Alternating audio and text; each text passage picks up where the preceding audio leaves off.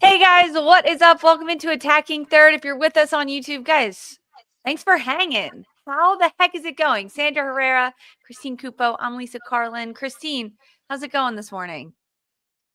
I don't know what day it is already. It's fine. It's okay. I'm all right. I'm happy we're here with the chat. The chat's already popping Yeah. off. I love you guys. When is the I love chat you not and Sandra. popping off? It's always lit. It's always They're lit. reliable, man. This is really what I show up for at this point. Like, I love you guys, but like, I need to check in with my chat friends. And like, Paul Brown's in here, Owen's in here. I haven't seen Chloe pop up yet. I'm a little bit disappointed. I'm not gonna lie. How dare she?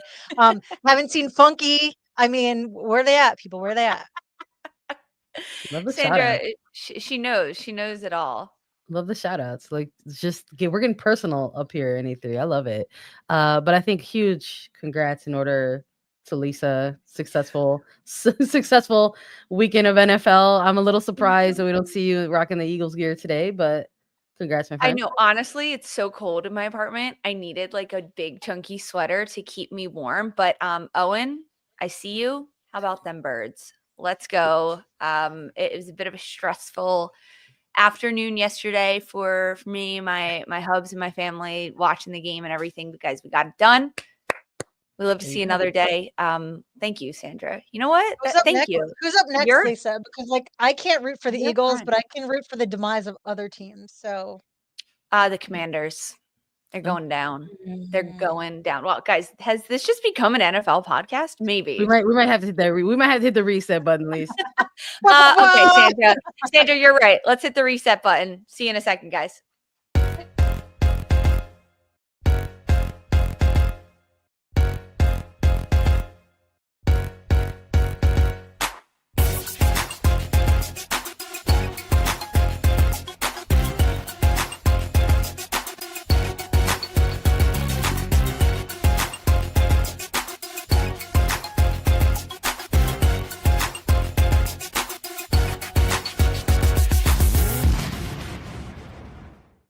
Hey everyone, welcome into Attacking Third. Happy Monday. We are diving in to women's football. Thanks for hanging with us alongside Sandra Herrera and Christine Cupo.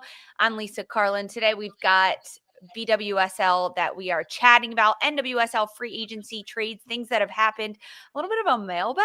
We're bringing it back. You guys keep asking us questions. We've got them all for you.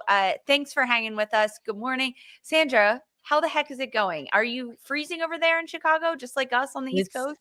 Listen, it's tough out here. I think we're hitting the negative temperatures as well, right? We're hitting the no. negative ones, we're the negative fours. I think there's gonna be -7. My poor dog, but definitely bundling up, all of us, myself and the dog included. We got a little puffer for him, so just trying to hang in I there. need Just you trying to. to hang in I'm gonna there. need you to drop that in the chat, just I like your will. dog in the puffer coat, Yeah. please. Oh my Yeah. gosh, it's adorable.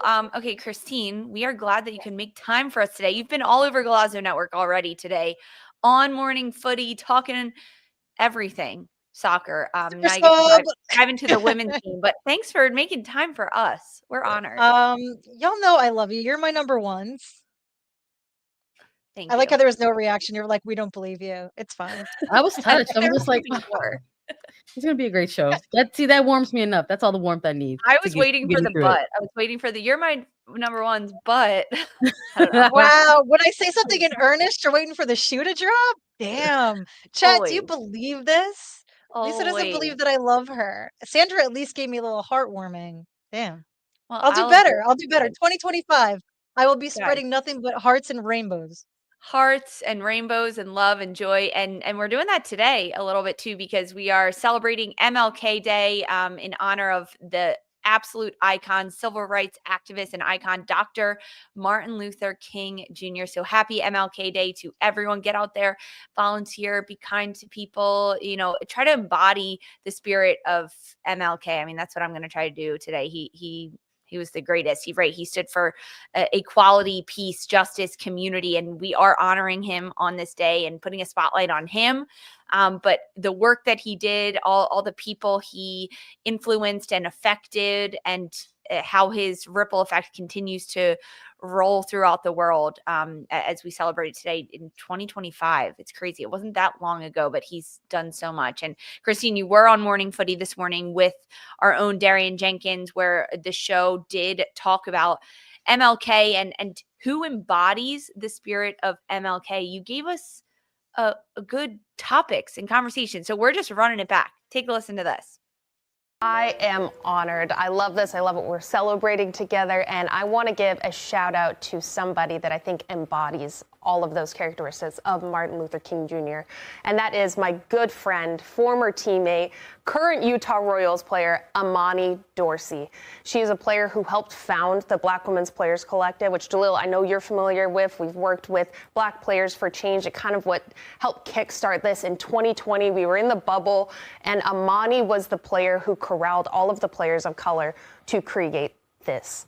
And she has been such an incredible founding member and leader for the group. She's helped continue partnerships with Adidas, U.S. Soccer to help fund mini pitches that allows young Black players of color to come to these pitches, meet the members of the NWSL and the U.S. Women's National Team, and just get visibility and the dream to see yourself in these players' positions. And Amani has been a huge advocate for that. She's also helped create so much for current players in the NWSL for opportunities to go work at these mini pitches, to go speak at the Jackie Robinson Museum, to work in Black community spaces and really make each other feel seen and heard and create a safe space for Black players to be recognized in the NWSL. So I want to give a special shout out to her because I think she encapsulates everything that Dr. Martin Luther King Jr. did. My leader that I have chosen to highlight today needs no introduction, the Marta. Marta has been a UN Women's Goodwill Ambassador since 2018. She has consistently advocated for women and girls, but also women and girls in the sport. But that does not even begin to scratch the surface of what Marta has done. One of the things that sticks out to me in memory is her Players Tribune that she had done talking about when she was a kid in Brazil from humble beginnings, where she had started off and played in a boys' tournament, nutmegging a boy. And the following year, they told her that she was no longer allowed to play in that tournament because she was a girl. She's never, ever once let being a girl, being a woman of color, being queer, being anything, stop her. And she hasn't stopped that from her integrity in the game as a person. But she also embodies MLK's leadership and service to others and integrity in standing up for beliefs, and she's consistently done so. She's never shrunk into spaces. She has worn bright red lipstick and played on the field like any other player, if not better than most men who have played globally. She's been emblematic in this sport to women and girls, and she is absolutely, undeniably a fixture and leader in my world and many others. And for that, Marta. Christine, really good job this morning. Cool to hear you talk about Marta and celebrate this. Sandra, had you heard or seen that before? Did you watch this morning or see those clips?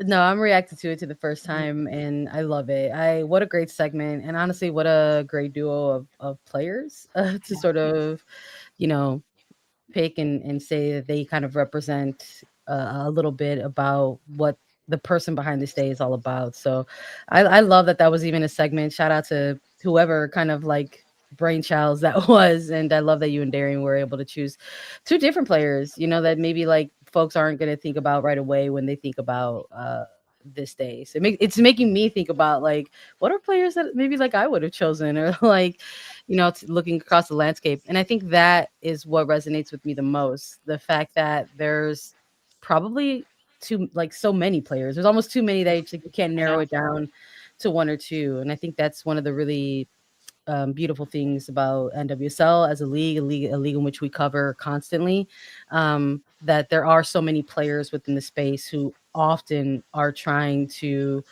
capture that spirit of service, that spirit of giving back to the community, that spirit of evoking change and creating that change. So, I mean, the fact that we could really have an endless list of players who do that, I think is really, really symbolic.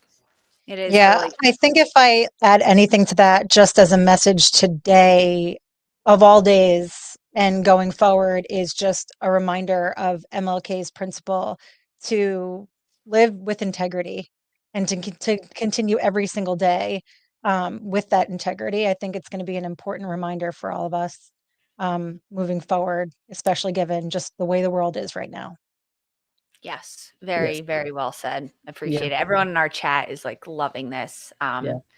it's really cool to kind of hear this, talk about it, see you and Darian talking about it, and Jilly Old this morning on the show. Morning Footy did a really good job of embodying everything that MLK Day stands for, and needs to be held to that standard continuously as the world continues. Okay, guys, let's jump into it. We're here to talk women's footy. Let's do it, because we had games back this weekend. Do you know how long I've been waiting to watch women's football? It's been a month. It's been a month. And finally, we get it. We get it. So I was sat for the Barclays Women's Super League this weekend. Finally, after a month-long break, they were back in action. Let me just run through the scores quickly. Liverpool, they escaped with all 3 points after a late Brighton own goal. So they beat Brighton 2-1. Everton and Aston Villa tie 1-1, despite Villa absolutely dominating. But they concede late in the 89th minute via Tricky Sari, came up big to earn Everton a point.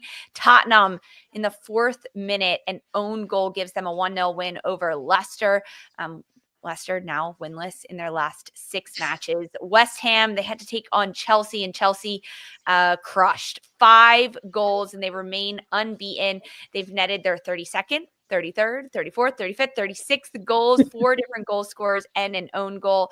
And then we had the Manchester derby. Manchester is red. City fall 2-4 to Manchester United. Ella Toone back from injury. She made up for not scoring since April. She ends up with a hat trick in this one. And United beat City away for the first time ever in the WSL. And United leapfrog City into 3rd place, just 7 points behind Chelsea. And then Arsenal, a 5-0 win over Crystal Palace. Second half, 4 goals for Arsenal. And with that, Arsenal takes 2nd place in the standings. Sandra, across this weekend of Super League, what stood out to you? What game you want to talk about first? I'm letting you run with it today. Oh man, I'm gonna give the 5-0 Arsenal over Crystal Palace to Cupo, because she deserves The Herrera Cupo derby. Oh yeah, exactly. Like, let's rename it. Let's put a stamp on it. Let's make it official here today. But listen, I have to absolutely chat a little bit about the Manchester derby for sure, because look, we did a bit of a preview of that on Thursday, and we were all kind of excited about it, that was going to be the game that we were going to try to keep our eyes on. You know, will or won't Bunny Shaw be available for that? Who's going to have an impact? Turns out that maybe it was going to be Viv Miedema. What was going to come of that? But it was such chaotic energy. Not that I couldn't believe what we were watching, but I don't know if I was anticipating that type of game. Such a struggle to watch Man City kind of constantly try to play out of the back despite those constant struggles. Turnovers leading to goals. It was like, I don't find myself rooting for either of these clubs kind of week in, week out. But at the same time, I found myself very frustrated with Garrett Taylor and Man City. I was like, what are you doing? It was a very, very tough opening half, even argue like opening half hour, quite possibly the worst opening 30 minutes that Man City has played in the entirety of this campaign so far. They made a game of it, thankfully, but at the end of the day, Man United coming out on top. What a game. What a game.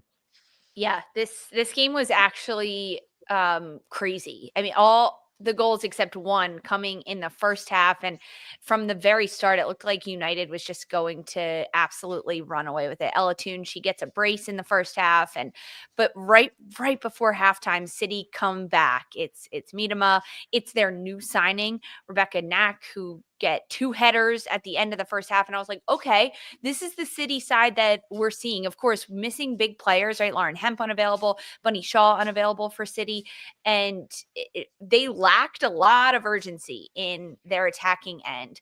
And I thought the second half was going to change things, and it just didn't. United continued to dominate, and ultimately they got another goal to go ahead with the win. But this game was almost unassuming. I was like, I wanted so much more from this, but you have to remember these teams are coming off of a break, and they're trying to get back into things, and they need a little bit more time and minutes together. But this game was everything for Manchester United. They needed this. This is now they're in the standings. It's crazy to think that City, it has now fallen all the way to 4th place after just one match day. I mean, we knew it was close from 2nd to fourth with Arsenal, United, and City. But in just the span of 24 hours, it can all change and throw around. Christine, did you get to take this game in at all? I did. And like, I get what you're saying. They need some time to come together, but like, this is a derby. Yeah. Like, it doesn't matter. You're playing at home, City, at the Etihad.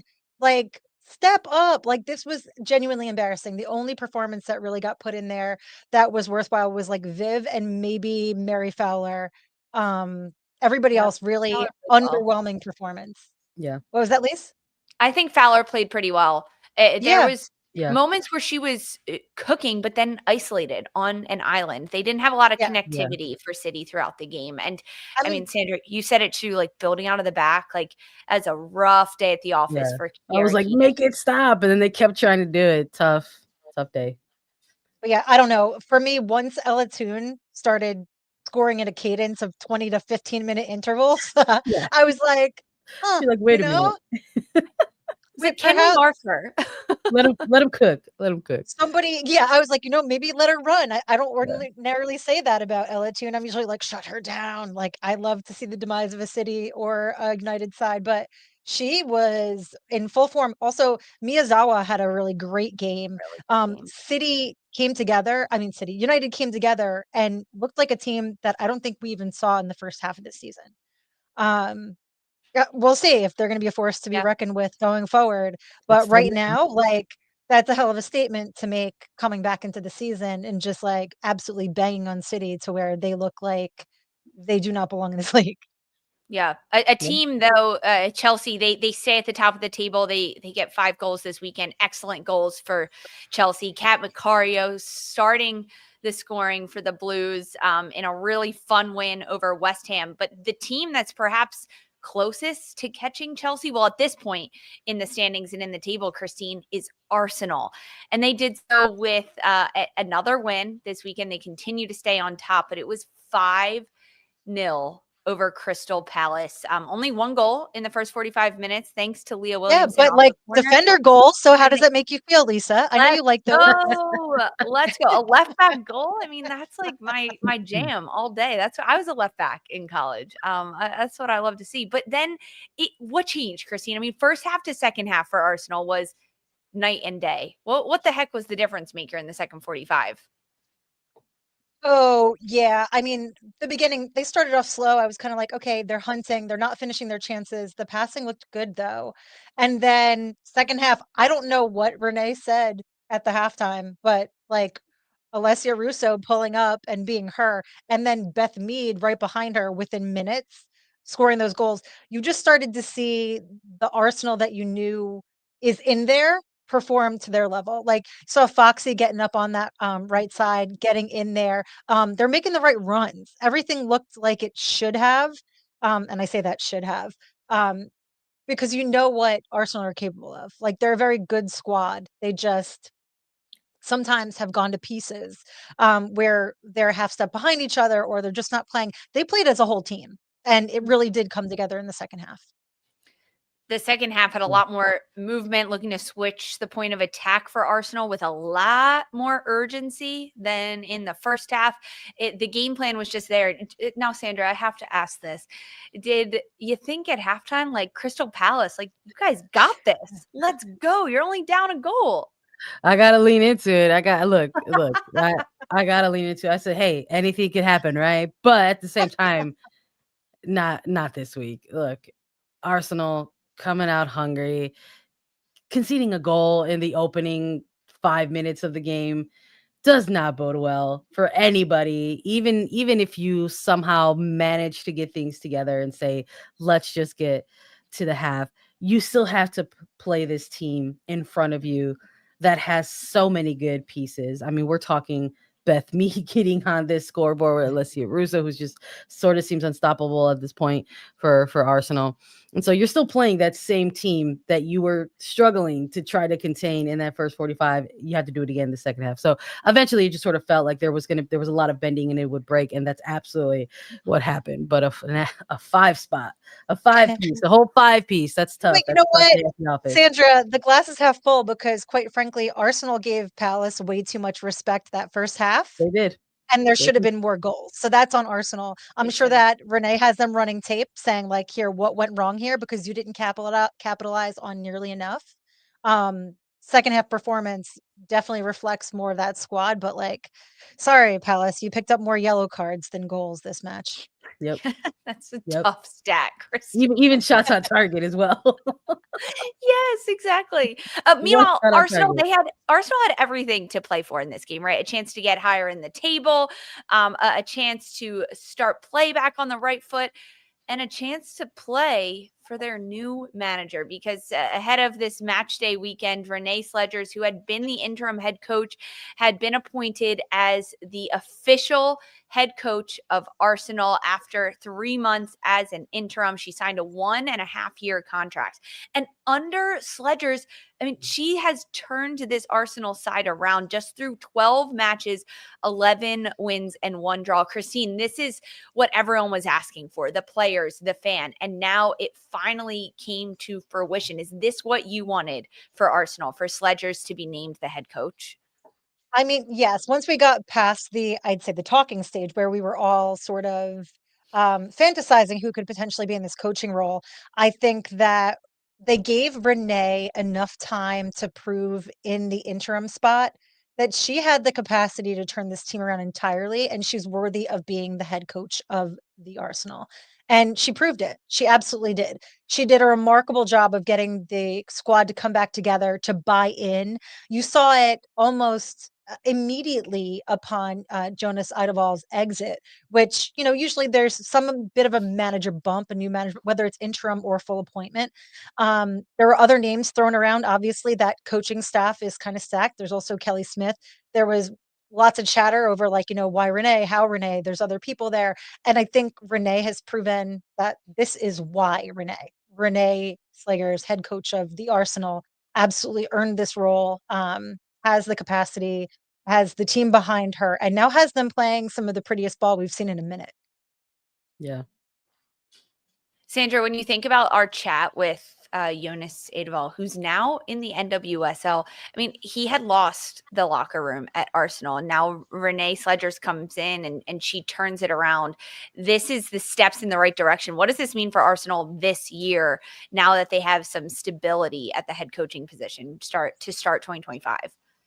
I think we've seen it over the last 12 games, and I think we really saw it in the last game against Crystal Palace. I mean, this was a long time coming, and I think whenever you sort of have those kind of coaching shakeups in an organization, there's these general concepts of like what are the priorities going into these roles. And I think for Sledgers, you have someone coming into the position who had been with the program already for some time, and you wonder, okay, is it really just about stability? Is it about getting in there and stabilizing things for the players? Yes, it's some of that, but this is Arsenal. These are competitors. This is a team, an organization that we hear year in, year out, who are supposed to be within the top 3, right, or gunning for the top spot in Women's Super League. And so, yes, there's that concept of maybe getting the locker room back, offering player stability, but you still have to get in there and turn things around and compete. And it's like, check. I'm on all those boxes for Coach Renée. And so to see it, kind of her finally get the promotion, it's like, let's move beyond that. You are the one, you are taking this team where we want them to go. But then to see it happen within this particular game against Crystal Palace, we were talking about 2 teams, very different, in the standings. And then that first 45 minutes where you're talking about maybe they were given, Arsenal gave Crystal Palace too much respect. You have to wonder, it's like, once you get in that locker room, what is said? What is Renée saying to her team, to the point where they come back out and they say, yes, we are lethal. We are lethal. We are killers. We're going to go out and take it to this team. I say this all the time on the show, that it is not an unfair thing to take a look at 2 teams and see where they are on paper, see where they are in the standings, and say, okay, this team should go out there and beat that team. And that's not, it's sport. It's not an unfair thing to say. So I would imagine that there was a little bit of re-energizing motivation that perhaps took place. And I think it comes from that coach. It comes from that staff. Mm-hmm. And we could see this Arsenal side turn things around and make those adjustments in a game when and where necessary. So I think it was a long time coming. 12 games is a long time to sort of be given a trial period. But I like the move, and I think it was the right move. And I think they're going to continue to ride this momentum to close out the season. Yeah, the club was like, oh, okay, 4 games, 4 wins. Yeah, no, we need longer to Yeah. determine this. Yeah, remember they're still in like FA Cup and Leagues Yeah, Cup there's a lot. quarterfinals. So like, let's just in a sliding doors episode where Renee comes in, gets appointed head coach officially, and picks up a little piece of silverware, if not the league. That's still massive. Yes, that's what Arsenal wants. That's the goal for this club. And Sandra, I was not, surprisingly, in the locker room at halftime of Arsenal Crystal Palace. So I don't know what Sledgers said to them, but defender Leah Williamson has talked about how Sledger's greatest quality is her ability to empower people and empower players. And they want to play for her and to succeed for her. The director of women's football at Arsenal, Claire Wheatley, came out with a statement after Sledgers was appointed saying, quote, "We're absolutely delighted. We've known Renee for a long time now, and she brings a level of calm to Arsenal women." Renée Slegers, the new head coach at Arsenal, hoping to take this team to a couple different pieces of hardware this year. We'll keep you updated on everything that happens in the Barclays Women's Super League. But meanwhile, stateside, NWSL, guys, it is turning and churning. We're talking about it next.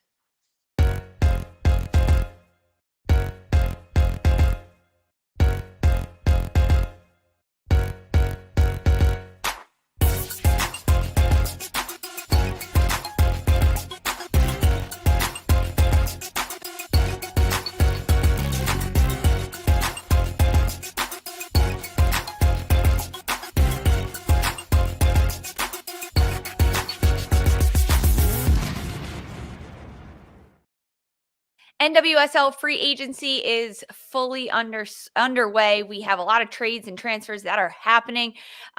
Perhaps the biggest one that dropped over the weekend, Angel City FC have re-signed free agent forward Christine Press to a new 1-year contract. She came back last year in 2024 in July, playing her first minutes after an ACL tear. It took a while, Sandra, but ultimately Angel City re-signed Press. Was there any doubt that they were going to re-sign her?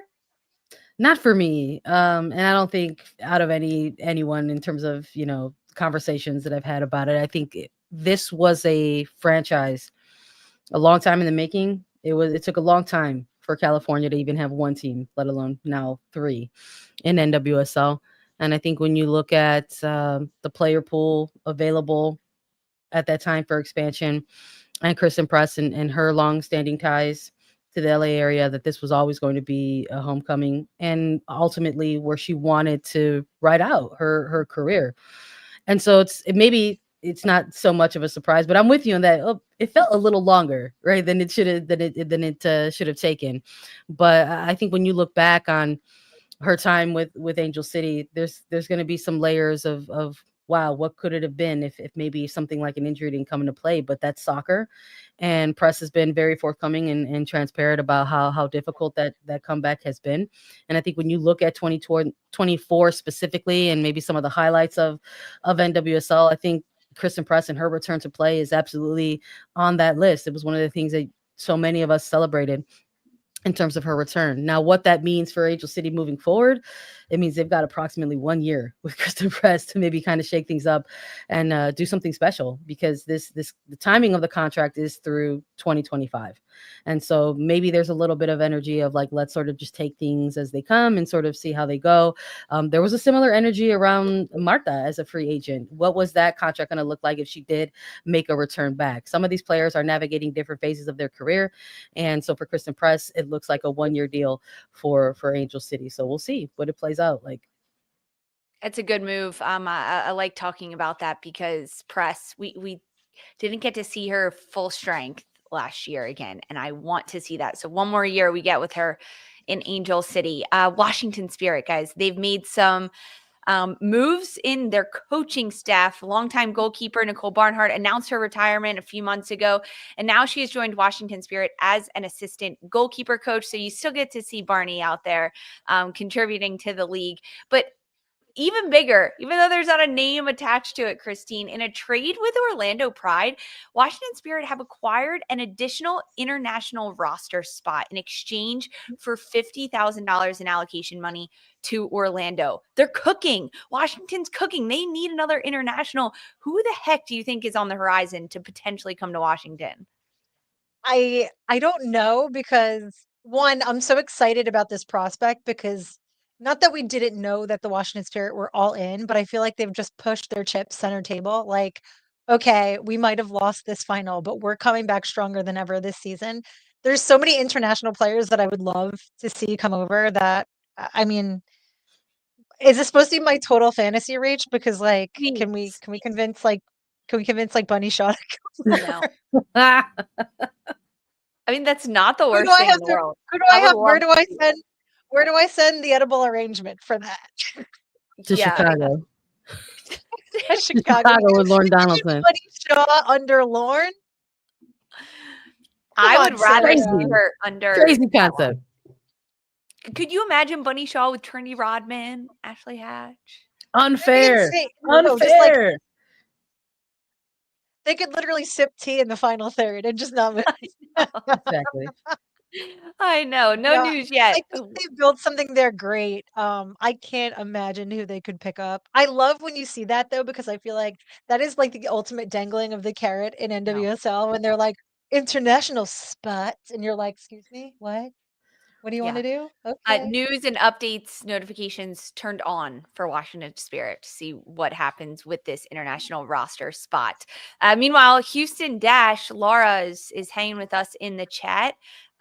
Laura is unnerved how hopeful she is for Houston this year. They're making good moves. She likes it, and she's scared how much she likes it. Laura, I bet you like this one too, because Houston Dash have acquired goalkeeper Abby Smith in a trade with Gotham FC in exchange for $20,000. This is a really good get, Sandra, for Houston Dash to pick up another experienced goalkeeper in Abby Smith.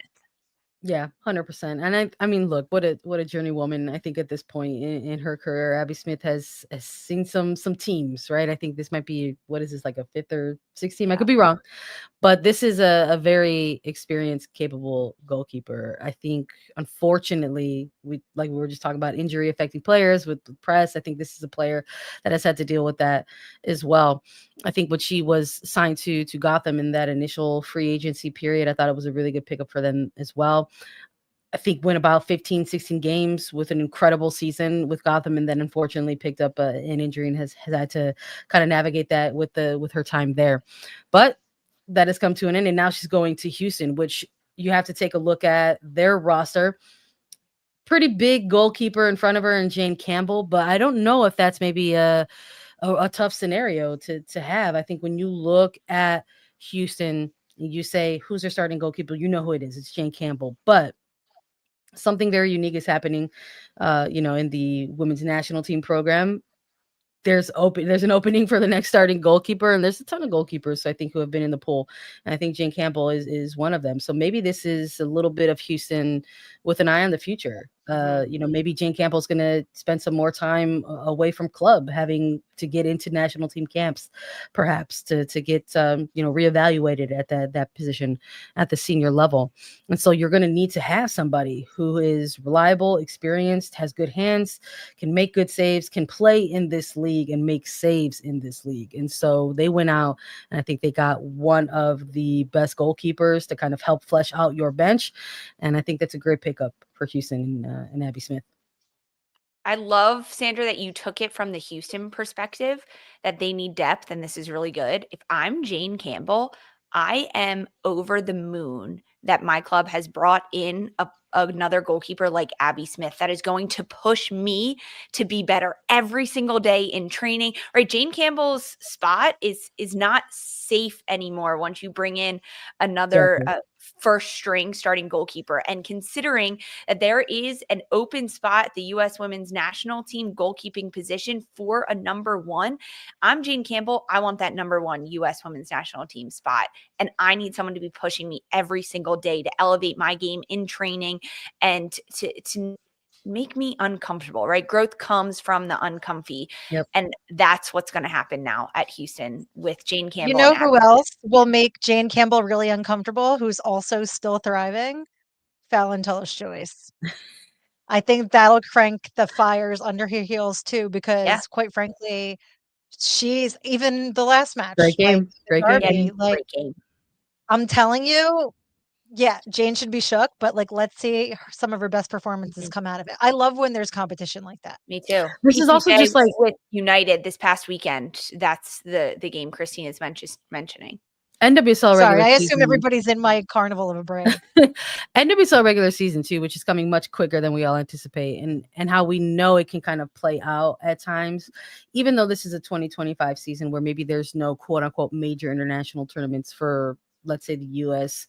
women's soccer team. There are a slew of tournaments that are going to take place, right? We already highlighted them as far as like the Euros, the Copa America Femenina. There are going to be breaks that take place within this regular season. The scheduled teaser that the league sent out already says as much. So the fact that there's going to be these breaks, you have to assume that there's going to be maybe perhaps some exhibition games that take place. There's going to be some scheduling. We have seen regular seasons where NWSL clubs need to tap into their bench, or they need to go into their depth, where they need to make those rotations. And you want to have these players compete. You want to still go out there and win. And so you want to make sure you have good pieces to slot in. And I think that is absolutely what Houston is getting in Abby Smith. They are getting a bona fide goalkeeper. Cool. I love it. North Carolina Courage, guys, they've signed free agent forward Hannah Betford. She's there for 2 years through 2026. She spent her first 3 years in the league in Portland Thorns, and last season in Utah. That's it. That's our roundup for NWSL free agents and moves. Congrats to everyone. Of course, guys, countdown is on to the start of the NWSL 2025 season. Challenge Cup kicks off March 7th. We're giving you everything you need to know about it. So we'll circle back on any more free agents that sign. Don't go anywhere. More Attacking Third when we get back.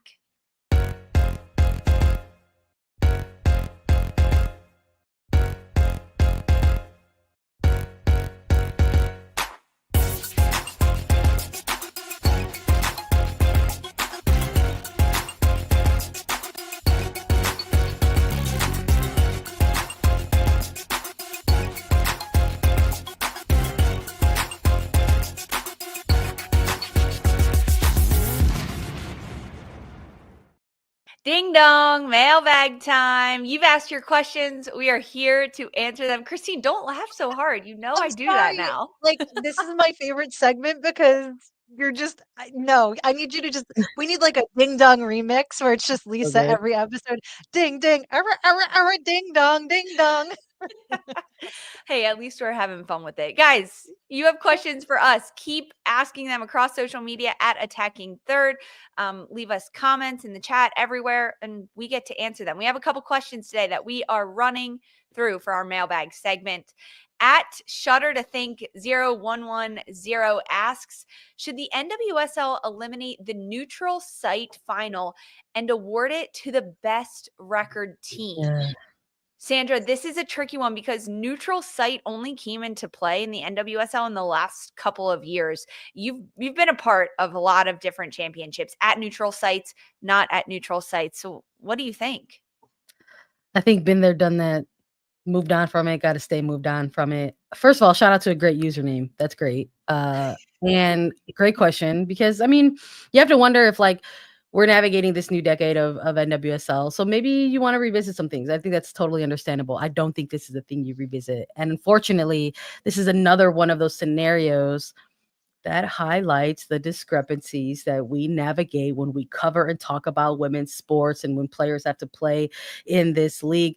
You run into things like, will your main facility be available? Because unless you're Kansas City Current, no one in the NWSL is the primary tenant of the facility in which they play in.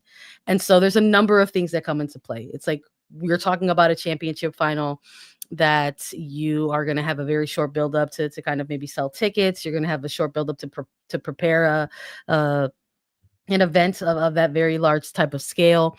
And we saw them try to do it before. That's how the energy was in the early phase, the first half of NWSL's first decade, where it just sort of went to the first seed, and maybe it worked out if you were a Portland Thorns team, that found yourself in a final, but didn't really work out in terms of optics, in terms of ticket sales and things like that. And I think the concept of moving beyond that, making things exciting, making things like an event, special event type of energy, is where the concept of having a neutral site and having a predetermined place in order to go ahead and plan all those things be the right decision to make. So I would like to keep that going. I want to see that energy keep going. It's obviously turned into the league's, I hate to make this comparison, but it's turned into its Super Bowl. It is the biggest. It was the biggest day of the year, and now it has evolved into almost the biggest week of the year for NWSL. And I don't think you can scale back everything that you've sort of built up at this moment to just say it could go to the highest seed. Yeah, I totally agree with Sandra, actually. I think the neutral site, maybe my brain jumped to the Super Bowl too. I feel like that's so well run. And I think that seeing the final take shape in this sort of multi-day meetings and media and getting more coverage and eyes on, it's been really, really good. I do think it's interesting though. I would like to maybe lean a little bit more Super Bowl-y in that, like, maybe we choose a location that's warm.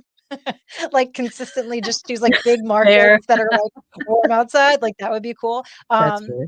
Uh, KCC, like, that was great, but it was kind of interesting, the collection of fans that were there, because what we did see, it being a neutral site, is a whole lot of current fans still in attendance, a large presence of Washington Spirit fans, and then a smaller constituency of Orlando Pride fans, which is a little bit of a downer considering they managed to pull this off.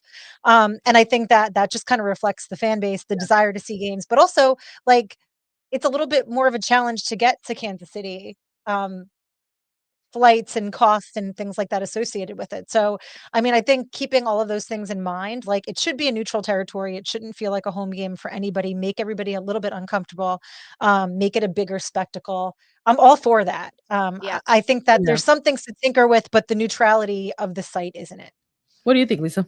In regards to 2024, Christine, as you mentioned with KC, you have to remember the current were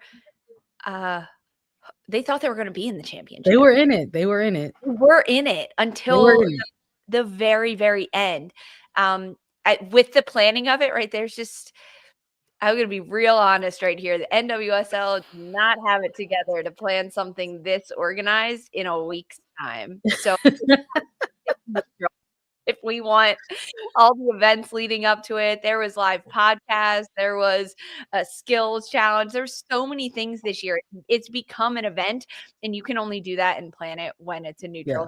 Yeah. God, you give them 7 days to plan something, that would not happen. It just would be such chaos. Such chaos. The only way I could see it is if they actually change the style, the format. If they actually change the literal format of the NWSL Championship final, if they really channel their inner European, I guess, and they're like, what if we make it like a two-legged thing? Then you're getting into differences. But that's not what the NWSL Championship is. It's not going to happen. So no, it's nope. It's going to stay a neutral site for now. Thanks. I like the question though. Okay, question number 2. Breakfast for Dinner XO asks, when Denver and Boston arrive in the NWSL, should the league split into conferences? Denver and Boston set to join the NWSL in 2026 and be the 15th and 16th expansion side. So that would be 8 and 8. Christine, what do you think? No. I feel like, in my opinion, I think that the expansion sides, obviously it should slow down because the buy-in will get more challenging for teams to add to the league. But I think that slow, steady growth is in the best interest of the broader league. And I think that as it stands, like, it's fine. We've seen most commonly leagues are typically like 20 teams, 18 teams. That's normal. I don't think that we need to start branching out yet. I feel like that's when you start to hit, like, upper numbers, and I feel like those are upper numbers that, the men's leagues have hit domestically, like MLS, which Right. Well, that's a whole separate conversation and podcast, but I think that NWSL is in a good growth pattern, and there does not need to be conferences separate. It's one league right now. That's it. Sandra, so what is the number that would constitute separating the NWSL into conferences? How many teams?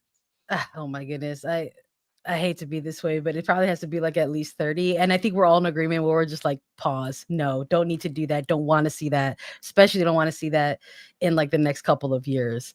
So listen, I get the pros and cons to having conferences, but I'm not 100% sold on it. And so I'm with Cupo in that I'm just kind of like, no, getting Denver and Boston into the mix just A, isn't enough, and B, I don't think it makes it interesting enough. Even though I think some fans might say that that's might be an interesting dynamic and an extra layer of excitement to kind of bring into the league. I don't think 16 teams would be enough to do that. And look, selfishly speaking, there can't be conferences unless you have more teams in central areas of this country. Give me more central teams, and then we can actually talk about conferences. And then maybe I can be swayed a little bit to conferences, because I think the way the map would work right now, I think it really just benefits coastal teams when we're talking about West and East at this point. That's I think what maybe, it would be. I think maybe the league would like to entertain it at some point, and maybe even clubs too, because of things. Look, this country is ginormous, right? We talk about it all the time. Travel is absolutely a thing that we discuss when we're analyzing games or previewing them, about, you know, the effects on the body. And so, yeah, again, I could see some of the pros in it. And I think maybe even for cost purposes and for travel, again, that might be a thing that the league does visit. But I don't think now's the time. And I definitely don't think it's now in 2025 or even in 2026 when 2 more teams come in. No. All I just heard is Sandra Herrera, future expansion side CSTFC proponent, 2027 then? Me. Absolutely. Absolutely. Yeah, no, there are pros to having conferences, right? Think of like, we could do a skills challenge with like East versus West or something like that, but we are absolutely not there yet. I don't even think there should be 30 teams, 30 NWSL teams. No, I think that's cap it. Listen, at like 18. going above 18 is nuts. Yeah, No. Like, we I cap feel it like at there's a 18. lot of leagues that have actually challenged the fact that there's 20 teams and they want to reduce it back down, because Yep. you end up getting these like crunchy, stale matchups that you're like, nobody wants to watch that. Especially considering there's a USL Super League. So there is a Division I professional program already competing in the or in the United States with NWSL and the Northern Super League in Canada. Oh, so Canada. players are being pulled everywhere. Guys, thanks for the questions. We absolutely love them. Hit us up on socials at Attacking Third. I don't know, find producer Mark's contact, send him all your questions. We answer them. Let us know if you have more. Don't go anywhere, guys. We're wrapping up the show next.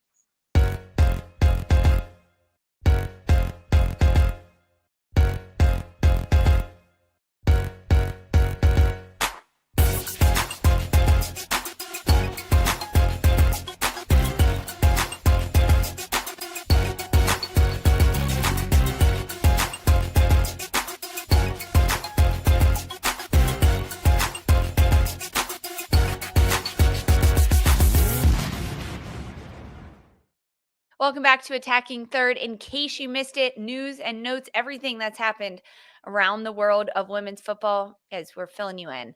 Latest news internationally, FIFA has suspended Panama's Soccer Federation president, Manuel Arias, in the wake of a fat-shaming comments that he aimed at star player and captain of the Panama women's national team, Marta Cox. This happened last May, and the reports have just surfaced. He's now suspended, and he will be barred from the international football governing body for 6 months. Sandra, this is big news, and it feels like we are constantly unearthing terrible people in charge in women's football. Yeah, won't be missed. Honestly, I think a suspension is too kind. If you are someone who is going to publicly degrade players like that, get out of the game, period. So I'm grateful that FIFA acted accordingly and has issued a suspension. I think if you kind of narrow the lens and just sort of say, wow, this person had the goal to go ahead and kind of publicly do that to a player, why are you here? Period.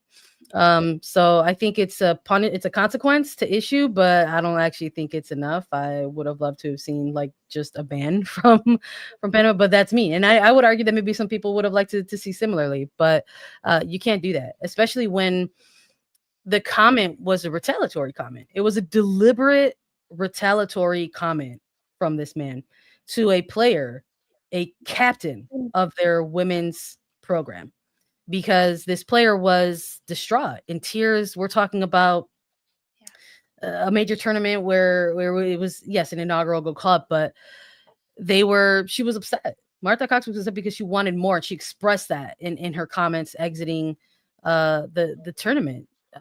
They wanted to compete. They wanted to, I believe she said they wanted to have so much more. They wanted to show more during that Gold Cup. And she was in tears and very emotional, kind of expressing this concern. And yes, she pointed to the fact that the players were unprepared, and that ultimately falls on the federation for not preparing those players. And instead of coming out in support of this player and that saying that the federation clearly did not do enough to help prepare that national team, this president decided to kind of double down on terrible comments and decided to fat shame this player, their team captain, the leader, probably the most prolific player of this Panama squad. So I don't know if this consequence, fits the crime. I would have liked to see more, but at least for now he's suspended. Mm-hmm. Yeah, Sandra, a really good job putting that into perspective and kind of explaining the situation, because it was almost retaliation to Cox that these comments were said. Christine, you were going to say something. Sorry. No, it's okay. I'm just sort of soaking in the fact that this is too common a problem still in the women's game. It's also more broadly, we've seen coaches who are just damaging and outright just in violation of probably every ethics and HR protocol ever in the men's game, and they continue to fail up. In the women's game, I feel like it's even more egregious, where they're not just fired, terminate them, they're suspended. Mm-hmm. They're moved into a different capacity. They're shelved, but with pay. There are no true consequences that are handed down when you do something so damning, and so it doesn't ever stop it, because there's no there's nothing to befall them. They are just going to continue to do a job in another capacity and say, oh, well, nobody else wanted to do this job, so I needed to stand up. And especially with the federations that are still overtly corrupt, they don't even attempt to hide it at this point. They just sort of say, oh, he's over there. Oh, he can't coach the women. He can't be with them unattended in practices. Like, the fact that this has become normalized is absolutely baffling to me. The fact that this also was public comments, right? Because this was after the game, and he went to reporters and was fat shaming her to reporters publicly. We don't even know what has happened behind closed doors in trainings in the locker room or anything like that. And it is just a suspension for now for 6 months. We'll keep you updated on anything else that comes out of Panama and their soccer federation. Some exciting news out of U.S. soccer. They've announced their 2024 awards. This is huge. Goalkeeper Alyssa Naeher wins U.S. Soccer Female Player of the Year. She's just the second goalkeeper to ever win the award in 40 years. She does it in her last year competing, as Naeher has announced her retirement at the end of last year. Naeher won gold at the Olympics. And in that shutout win over Brazil, she became the first goalkeeper to earn a shutout in a Women's World Cup final and an Olympic gold medal game. Meanwhile, forward Ally Sentnor for the Utah Royals wins U.S. Soccer Young Female Player of the Year. She was a standout among the youth national team programs for the United States, and she earned her first senior national team cap at the end of 2024. She was the FIFA U20 Women's World Cup captain. She won the bronze ball of the U20 Women's World Cup, and she was the #1 draft pick. But Sandra, we got to give Alyssa Naeher her dang flowers, because if anyone deserves them, it is her. Absolutely, 100%. I think when they announced the shortlist for this, Lisa, I remember you like kind of hit us in a segment. You're just like, quick answer, who should get? And I think all of us said Naeher at that point. And I think it's funny to think about now and how it kind of came kind of came to light that she ends up getting this award. But I think it could be really cool to kind of highlight the way that U.S. Soccer announced this. They played a little bit of a prank on Alyssa Naeher, and they told her that Girma was going to get it. She had a whole speech prepared for Girma, but they flipped the script, and it was Girma actually letting Naeher know that she, in fact, was the winner and the recipient of this award. So I love it. Only the second goalkeeper to ever win it in a 40-year history of this award. What a way to go out on your national team career. Congratulations to Alyssa Naeher and to Ally Sentnor. We also have some other awards. Winners of the 2024 Extended National Team Player of the Year: Hannah Adler of the beach soccer team, Cassidy Leak of the female cerebral palsy Player of the Year, and Sydney Andrews of the deaf national team. Those are all the Player of the Year for their respective teams. Guys, we ran through it all. It was a good one. Congrats to all these players. Thanks for you guys hanging out with us today. Before I close on this, I do want to say that our hearts continue to be with those affected in Los Angeles and the greater LA area and community by the wildfires in light of this horrific tragedy. You can join us in an effort to donate at redcross.org/CBS. You can call 1-800-RED-CROSS or visit redcross.org/CBS. Text the word Red Cross to 90999. Everything helps. Thank you. We want to keep those people in our minds. Sandra, Christine, anything else? No, just sending my love to the chat. I hope they all have Yeah. a good day. Today Yeah. feels weird. Man, we have like a snowstorm in the Northeast. It's Yeah. MLK Day. Yeah. It's Inauguration Day. It just today's a weird vibe, man. I'm just Ah, hearts and stars to everybody. happy MLK Day to everybody. Our MLK only hope Day. today lies in our ability to recapture our revolutionary spirit. So everyone enjoy themselves. And Viva la revolución! if you can, please commit yourself to an act of service today and enjoy. Yes, that's it. It's a day of volunteer. I love it, guys. I love hanging with you, Sandra and Christine. Thanks, everyone, for joining us on Galazzo Network on YouTube. If you listened as a pod, thanks for hanging, guys. For Mark, Sandra, Christine, I'm Lisa. This was Attacking Third.